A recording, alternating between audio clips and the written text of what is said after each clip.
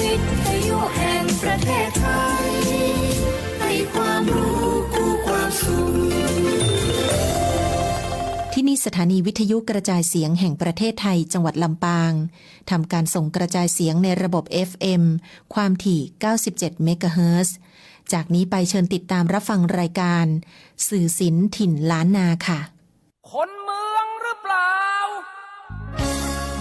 ถ้าเป็นคนเมืองแล้วบ่อู้กับเมืองแล้วจะฮื้อไผมาอู้สื่อสินถิ่นล้านนาสัพเพเหระม่วนยันสันเล่ากับแอวชุติการเหล่าชัยสวทลำปาง FM 97 เมกะเฮิรตซ์ 054-224-556คนเมืองหรือเปล่า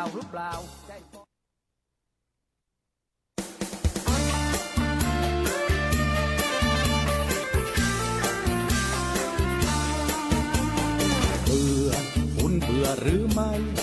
เบื่อไผ่ทางกายสักคนเบื่อลูกหรือว่าเบื่อเมียอารมณ์คุณเสียจิตใจวกวนขอแนะนำให้คุณมาคาเฟ่มาหาน้องปูเป้นักร้องหน้ามนต์เจอนั่งตอนไหนครับป๋าครับ ไอ้น้องเลือเอาเหล้าลิลีมา1 ขวดได้ครับป๋าครับแต่ว่าป๋าจะเอาสาวนักร้องนั่งได้ก็ครับไอ้ยาลือนี่รู้ใจอ้วนนะเอาสิเขาอวกและเป็นศกด้วยนะแล้วคนที่กำลังร้องเพลงได้ก็ครับป๋าอันนั้นเป็นลูกครึ่งนะครับลีเป็นลูกครึ่งด้วยนะลือไปเชิงมาเร็ว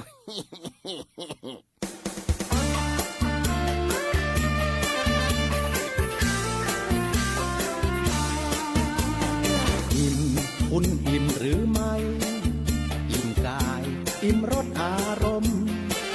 อิ่มเอมเปรมปรีสุขสันต์นั่งเธอนั่งฝันจนหลับตาไม่ลงมนต์เสน่ห์นักร้องคาเฟ่ต้องน้องปูเป้มีเสน่ห์น่างงสวัสดีเจ้างามกว่าน้องแอวงามกว่าป้าแอวก็คือน้องพิมพ์นางสาวไทยลำปาง 2568 สวัสดีเจ้าน้องพิมพ์เจ้าสวัสดีเจ้าโอ้โหวันนี้นี่นะเหมือนกับว่าโอ้ห้องทรงนี่เป็นคัลเลอร์ฟูลเลยนะสีสันสวยงามนะเจ้าเพราะว่ามีดอกไม้งามดีกรีนางสาวไทยลำปางน้องพิมพ์เปรมิกาป๊อกคำอูในเจ้าวันนี้นี่โอ้มีความรู้สึกว่าตื่นเต้นจะได้บ่ฮู้เพราะปกติแล้วจะมีแต่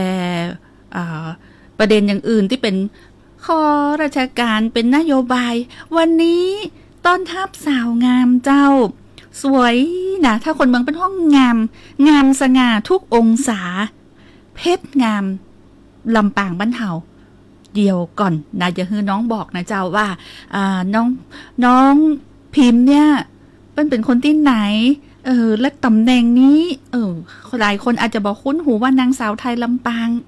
เดี๋ยวคือน้องพิมพ์ได้รายงานตัวเจ้าสวัสดีค่ะน้องพิมพ์เปรมิกาป๊อกคำอู่เจ้าเป็นคนแม่เมาะจังหวัดลำปางค่ะ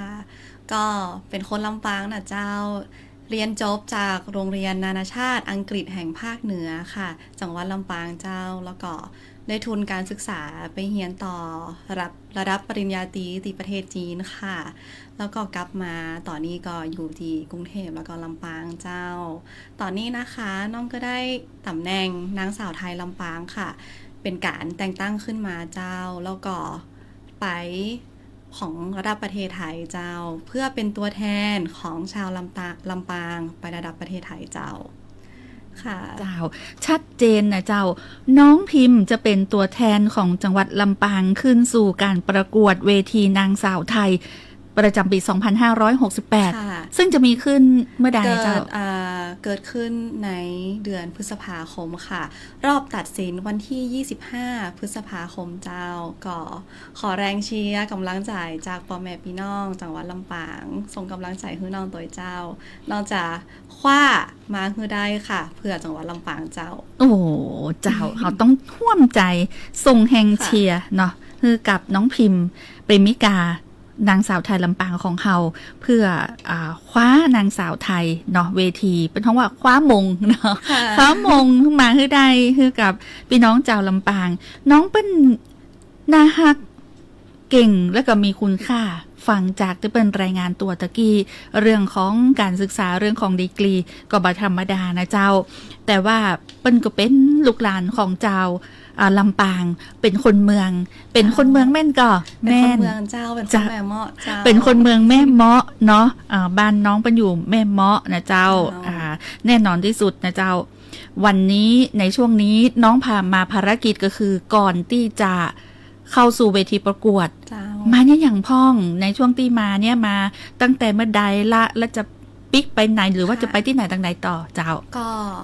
รอบนี้นะเจ้าน้องกลับมาตั้งแต่วันที่10ค่ะตั้งแต่ปลายเดือนแล้วเจ้าตั้งแต่28กุมภาพันธ์ค่ะก็ได้ไปโรงเรียนคนตาบอดนะคะโรงเรียนคนตาบอดเจ้าได้ไปรวมกับโครงการลำปางพราวของ YEC หอการค้าจังหวัดลำปางนะคะก็ได้เข้าไปเวิร์กช็อปของน้องๆเด็กโรงเรียนคนตาบอดเจ้าได้ไปฮู้ว่าน้องๆปลูกผักกะเพราต้นกะเพราน่ะเจ้าแล้วก็ส่งกระเพราแชมป์โลกร้านครัวเนื้อหอมนะเจ้าแล้วก็ผัดกะเพราทุกจานนะเจ้าก็มาจากกระเพราที่น้องๆปลูกเองเจ้าก็อยากให้ทุกคนได้เข้าไปร่วมว่าน้องๆนะเจ้าได้ผลิตผลผลิตขึ้นมาเพื่อให้ส่งไปสู่พี่ๆน้องๆได้ชิมกันเจ้าจะบอกว่าอยากให้อุดหนุนน้องๆนักๆเจ้าเป็นโครงการดีๆมากๆเจ้าแล้วก็ได้ไปศูนย์อนุรักษ์ช่างไทยนะเจ้าอยากเชิญชวนพี่ๆแม่ๆน้องๆนะเจ้าได้ไปงานวันช่างไทยที่จะจัดขึ้นวันพรุ่งนี้วันที่13เจ้าแล้วก็ได้ไปที่ศูนย์ลิกไนท์ถ่านหินลิกไนท์กปภนะเจ้าอยากให้ทุกคนไปเรียนรู้วิธีการไฟฟ้าผลิตมาอย่างใดแล้วก็เป็นยังไงเจ้าค่ะคือในช่วงที่น้องมาลำปางปุ๊บก็เหมือนกับว่าเป็น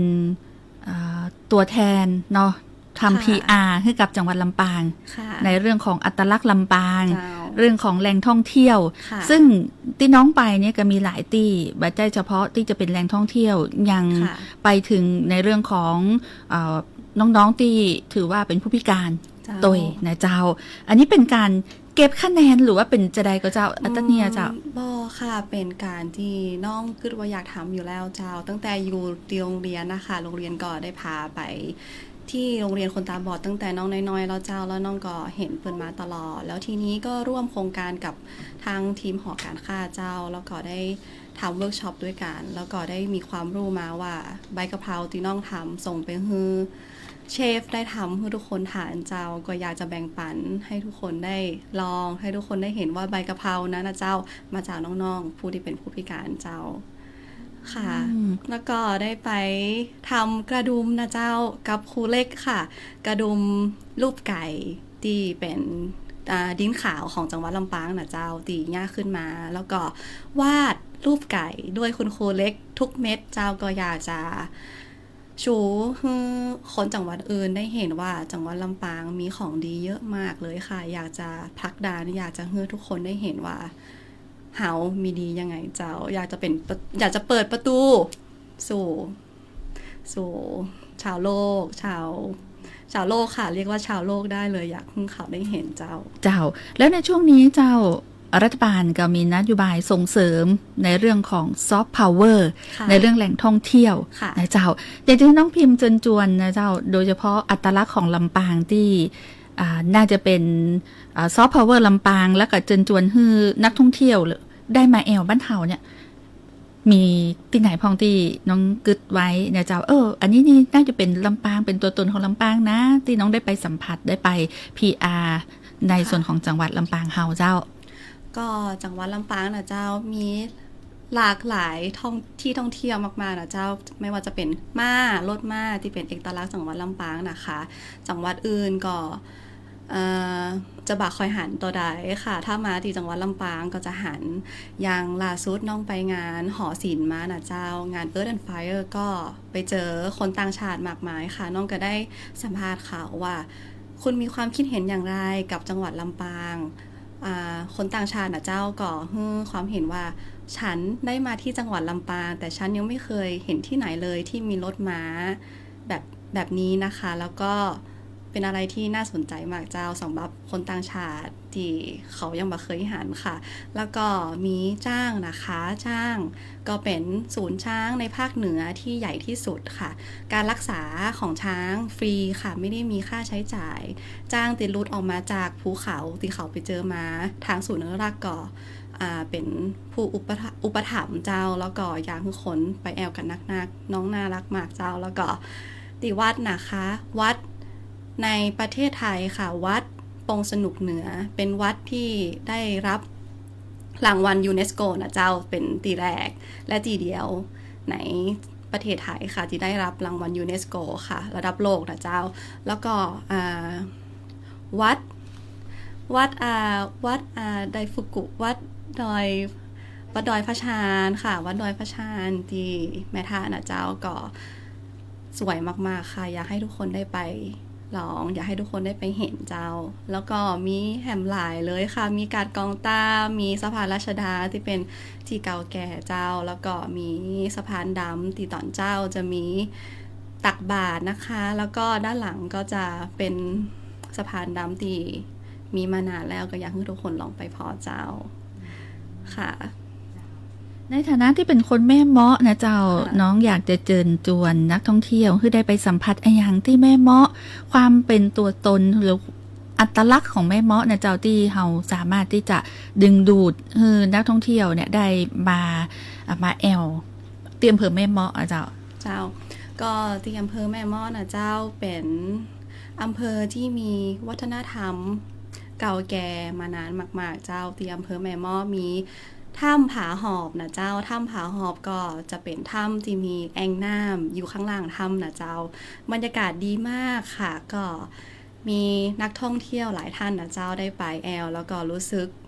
แฮปปี้รู้สึกดีมีความสุขเป็นธรรมชาติอยากให้ทุกคนไปแอลเจ้าแล้วก็ตีแม่เมาะนะคะมีทุ่งบัวตองที่จะมีในตอนเดือนพฤษภาค่ะพฤษภาคมเนาะพฤศจิกายนค่ะสมาเจ้าพฤศจิกายนค่ะก็อยากให้ทุกคนได้ไปแอลก็จะเหลืองสวยงามเลยค่ะแล้วก็จังหวัดลำปางนะเจ้าตีแม่เมาะถ่านหินลิกไนเป็นแหล่งผลิตไฟฟ้าส่งไปให้ทั่วเมืองไทยเจ้าก็อยากให้ทุกคนได้ไปเรียนรู้ว่าการผลิตไฟฟ้าทำจากยังไงส่งมาจากที่ไหนอยากให้ทุกคนลองไปที่พิพิธภัณฑ์ศึกษาค่ะเจ้าอันนี้ก็ถือว่าเป็นการ PR ในอำเภอที่เป็นอำเภอที่น้องพิมพ์อยู่มาตั้งแต่เกิดเนาะนะแล้วหลายคนอาจจะนามสกุลน้องบ่เหมือนไผ่เนาะอีนะเจ้าจะต้องมีที่มาที่ไปแน่นอนเลยเพราะว่าพอจากความหุบหน้าของน้องเนี่ยเจ้าจะมีความคมเหมือนกับถ้าเป็นสาวงามสองเมืองสองภาคก็หรือว่าจะใดต้องมีความที่เป็นโดดเด่นในเป็นห้องว่าตัวตนแน่นอนค่ะเจ้าอยากจะให้เราฟังน้อยหนึ่งก็นามสกุลของน้องนะเจ้าป้อคำอู่ค่ะนามสกุลป้อคำอู่นี่นะเจ้าเป็นนามสกุลของเงี้ยวนะเจ้าที่ย้ายรากฐานมาตีแม่เมาะประมาณ100 ปีก่อนค่ะสั้นๆเลยก็คือเป็นไทยใหญ่เจ้าแล้วก็ได้สืบสานมาเรื่อยๆจนเป็นรุ่นน้องเจ้าก็ตระกูลป้อคำอู่ก็เป็นตระกูลแรกๆที่เกิดขึ้นในอำเภอแม่เมาะเจ้าคนแม่เมาะ100%ค่ะแม่เมาะ100%ทั้งเดิมนะเจ้าแล้วก็อยากจะให้น้องพิมพ์เจ้าได้เจิญจวนวิงวอนให้พี่น้องประชาชนคนลำปางทั้ง33อำเภอของเขาเนี่ยช่วยกันเนาะเรื่องของฝุ่น PM 2.5 เนาะหยุดเผาหยุดฝุ่นเพื่อหมู่เฮาจะลำปางเตอะฟังน้องพิมพ์เตอะก็น้องอยากเชิญชวนพ่อแม่พี่น้องทุกท่านนะเจ้า อยากให้ลดการจุดเผาขยะอยากให้ฝุ่น PM 2.5 ได้ลดไปนะเจ้าเพราะว่าน้องก็อยากให้จังหวัดลำปางของเรามีอากาศดียอดเยี่ยมและทำให้ชาวต่างชาติหรือว่าผู้อื่นที่อยู่จังหวัดอื่นๆอยากจะมาแอลจังหวัดลำปางเจ้าจังหวัดลำปางเฮาเป็นจังหวัดที่น่ารักผู้คนน่ารักมีของกินอร่อยแหล่งท่องเที่ยวเยอะแต่ว่าถ้าอากาศบดีเขาก็จะไปอยากมาเจ้าน้องอยากให้อากาศดีๆแล้วก็ทำให้เขารู้สึกสดชื่นแล้วก็ทำให้คนในจังหวัดลำปางเจ้าได้ออกมาใช้ชีวิตได้ออกมาจับจ่ายกันแล้วก็มีความสุขที่จะอยู่ในจังหวัดลำปางเจ้าอยากให้ช่วยกันยุดเผาไฟช่วยกันทำให้อากาศดีขึ้นเจ้าค่ะ อันนี้คือเสียงของนางสาวไทยลำปางประจำปี 2568 น้องพิมพ์ของเฮาในอู้จักใจเจนจวนพ่อแม่พี่น้องประชาชนยุดกันเผากุย่างตีตัวเฮานะเจ้าแล้วอากาศดีๆฟ้าใสๆก็จะเกิดขึ้นในพื้นที่จังหวัดลำปางบ้านเฮาทีนี้เจ้าแฟนรายการที่กำลังติดตามอยู่นะเจ้าแล้วอยากจะร่วมเชียร์ส่งกำลังใจเชียร์น้องพิมพ์ในเวทีนางสาวไทยจ้องตางไหนพ่องเอิญบอก FC เลยนะเจ้าเผื่อว่าพอถึงวันนั้นนี่จะต้องติดตามน้องจะได้หรือว่า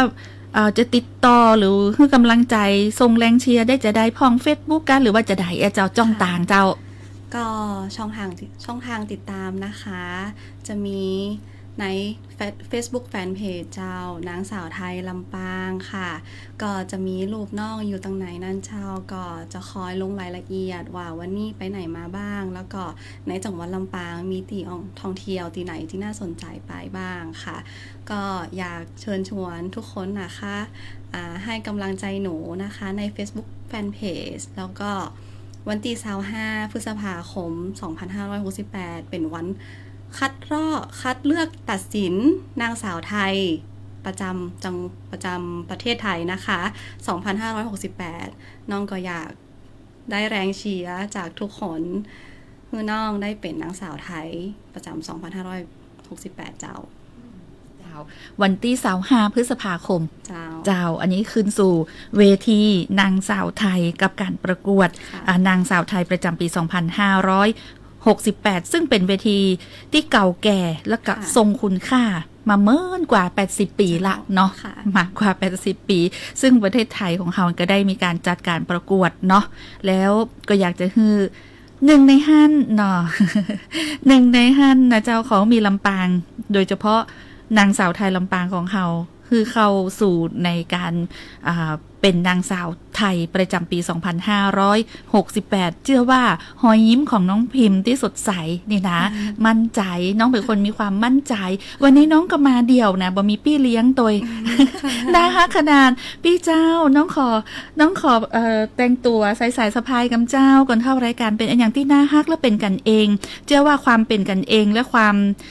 มีเสน่ห์ของน้องพิมพ์เนี่ยเจ้าแล้วก็เวลาไปอยู่ในหมู่ของเปื้อนนางงามในทุกๆจังหวัดที่จะเข้ามาประกวดนางสาวไทยเชื่อว่านางงามมิตรภาพน้องจะต้องได้อย่างที่บัจใจนางสาวไทยก็น้องจะต้องได้เหมือนกันเพราะว่าหอยยิ้มที่น่ารักของน้องพิมพ์นะเจ้ากำอู้กำจาที่มีเสน่ห์โดยเฉพาะน้องอู้กำเมืองมารายการซื้อสินทินล้านนาคนเมืองถ้าบ่อู้กำเมืองแล้วจะร้องไผที่ไหนมาอู้น้องมันก็อู้กำเมืองได้ถึงแม้ว่าจะไปเฮียนที่ต่างประเทศก็ตามแต่ก็บ่ลืมตัวตนความเป็นคนเมืองเพราะน้องไปเป็นคนแม่เมาะเจ้าลำปางโดยกำเนิดนะเจ้านี่คือความมีเสน่ห์ความน่าฮักความเป็นเพราะว่าเก่งยังมีคุณค่านะเจ้าก็ต้องส่งแรงใจแรงเชียร์ให้กับน้องพิมพ์คนงามของเฮาเนาะเข้าสู่เวทีนางสาวไทยประจำปี2568แล้วก็คว้ามงกุฎมาฝากพี่น้องเจ้าลำปางให้ได้เน้อเป็นกำลังใจนะเจ้าวันนี้ต้องขอบคุณแจ็คนักนะเจ้าขอบคุณค่ะ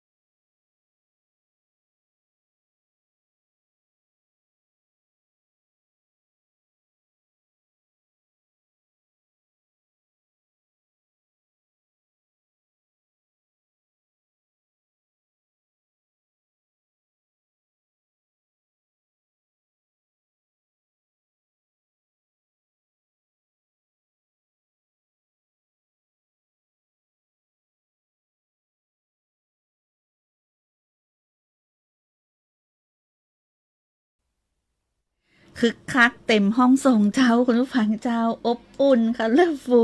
สีสันสวยงามเจ้าอย่างที่บอกงามเหลือน้องแอลก็คือนางสาวไทยลำปางนะเนาะช่วยกันร่วมทรงแห่งใจนะร่วมเชียร์เนาะวันที่25พฤษภาคมนี้น้องพิมพ์ก็จะเข้าสู่เวทีการประกวดนางสาวไทย 2568 ซึ่งก็เป็นเวทีที่เก่าแก่และก็ทรงคุณค่าเนาะเวทีนี้มีมาเมื่อละอันนี้ก็ช่วยกันเนาะส่งกำลังใจร่วมเชียร์น้องพิมพ์คนเก่งมาคนเดียว มาคนเดียวนะเจ้าน้องเก่งแต้ๆเลยบันบอกว่าสวยเก่งยังมีคุณค่าอันนี้เป็นเขียนแคปชั่นไว้นี่นะแล้วสามารถอู้ภาษาอังกฤษและภาษาจีนกลางเป็นคุณสมบัติที่เพียบพร้อมในการประชาสัมพันธ์การท่องเที่ยวเป็นทูตวัฒนธรรมได้เลยนะเจ้าเพราะว่าน้องพร้อมกับการที่จะประชาสัมพันธ์เรื่องของการท่องเที่ยวเรื่องของวัฒนธรรมเรื่องของประเพณีจังหวัดลำปางคือกับคนทั่วโลกเนี่ยได้รู้ว่าลำปางของเขาอะมีดีไออย่างพ่องเขาต้องบอกต่อคือคนอื่นเนี่ยได้รับรู้รับทราบนะเจ้าแล้วก็เขาจะเชียร์เนาะน้องพิมพ์เปรมิกานะเจ้าสาวน้อยแม่เมาะของเขาเนาะกับเวทีการประกวดนางสาวไทยปี 2568 ที่จะมีขึ้นนะเจ้าสื่อสินทินล้านนาเดินทางมาถึงช่วงใต้ของรายการแล้วเจ้าสู่มาคุณผู้ฟังตัวนอกบางคนก็ไม่ได้ขอเพลงสักกามนี่นะไม่ได้ขอเพลงเนื่องจากว่าวันนี้มีการสัมภาษณ์เนาะวันนี้ได้รับเกียรติจากนางสาวไทยลำปางที่ได้มาร่วมในรายการน้องพิมพ์เปรมิกาป๊อกคำอูเนาะอันนี้ก็เป็นอย่างที่ตื่นเต้นเนาะเวทีจะมีขึ้นนี่เราต้องส่งใจคนลำปางของเราคว้ามงกุฎมาให้ได้นะเจ้าขอบคุณแฟนรายการที่ติดตามทางเพจของสวทลำปางและก็ทุกจ้องต่างบางท่านติดตามรับฟังทางคลื่น FM 97 เมกะเฮิรตซ์นะเจ้าบางท่านก็พอต่างไลฟ์สดเนาะน้องเป็นตัวน้อยเดียวแต่อันน่ะขอบคุณสารดินเจ้าเกษตรจังหวัดลำปางสวัสดีเจ้าคุณทรงพลบอกว่าน้องแอลและแฟนรายการสื่อสินถิ่นล้านนาฮ้อนก็ครับวันนี้ฮ้อนแต่ในห้องส่งบ่ฮ้อนเจ้าคุณสกุลรักเขื่อนปัญญาตัวเนาะขอบคุณแฟนรายการที่แชร์ตัวคุณทรงพลสิริวรรณเลิศนะเจ้าที่ร่วมแชร์รายการเนาะมีอาเม้ง คุณอาเม้งนี่บอกว่างามพอกันถูกใจก่อนนะเจ้าขอบคุณชัดนักเจ้าและมีไข่แฮมเดี๋ยวก่อนเนอะคุณชูสมรกำธรลำปางมีดีคุณเอกสิทธิ์แก้วธรรมชัยคุณขวัญพิชัยนะเจ้าคุณโชคดีมีความสุขคิดสิ่งใดได้สมใจนึกคุณสกุลรักเขื่อนปัญญาคุณอย่างก็จันทราตัวแม่นอม FC แม่เมกงคุณมะลิแก้วใช้ชีวิตที่มีความสุขทุกวันคุณสง่าคุณมนชนกอนันตาวรักษ์คุณทิวาวันนะเจ้ามีรีวิวเนาะขอบคุณและแหมหลายท่านที่น้องแอลบ่ได้เอ่ยชื่อกับขอสุมาด้วยนะบางทีแบบพอบัตันเจ้าแต่วิเจกธนชานี่พอตั้งแต่ต้นนะ ขอบคุณจัดนักนะเจ้าวันนี้มีความว่าหันความสวยงามนี่เป็นอย่างที่จันลงใจเนาะเป็นธรรมดาเป็นบอกว่าไก่งามเพราะคนงามเพราะ